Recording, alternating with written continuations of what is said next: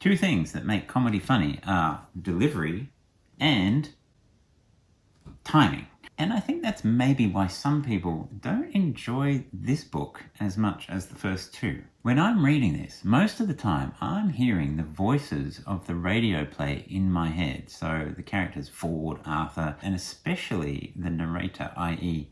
the voice of the book.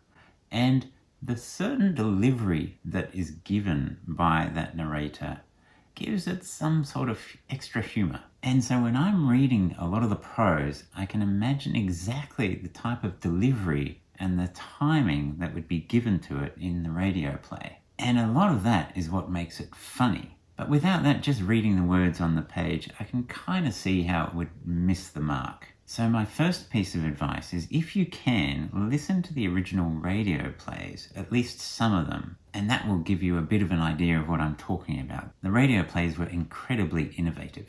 So anyway, just putting this book in context, obviously I'm talking about Life, the Universe and Everything by Douglas Adams. This is the third book in the Hitchhiker's Guide to the Galaxy series.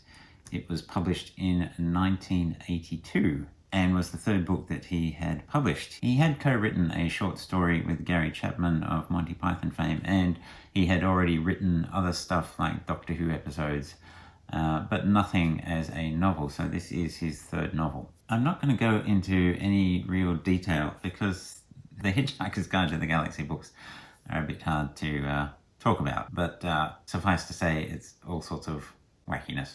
The first two books were pretty much straight from the radio plays, but in this one it's a little bit from the radio plays, but largely it's new material, and it goes off in a completely different direction. There were subsequent series of the radio play, but this is where it kind of diverged. And this is a common thing with the whole Hitchhiker's canon. Kind of different forms of it were totally different. There was a record, there was a TV show, there was the radio play, there were the books, there was the computer game, the Infocom text adventure. Some of them just go off in wildly different directions, but that's part of the fun. Anyway, back to this book. Douglas often struggled hugely as a writer. He would take baths and make sandwiches, and I think that does come out in this book.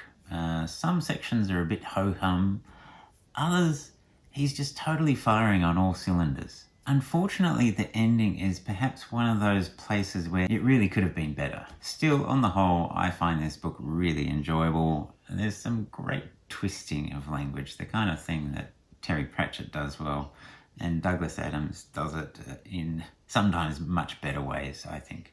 And again, I recommend listening to at least some of the radio play, and you'll get some sort of flavour of what the voices are like and the delivery, and I think that will enhance your enjoyment of reading these books. I'd like to know, are you someone that has listened to the radio plays and find these seemingly more funny than other people do? So this is a 4-star book from me, and don't forget what I said about time.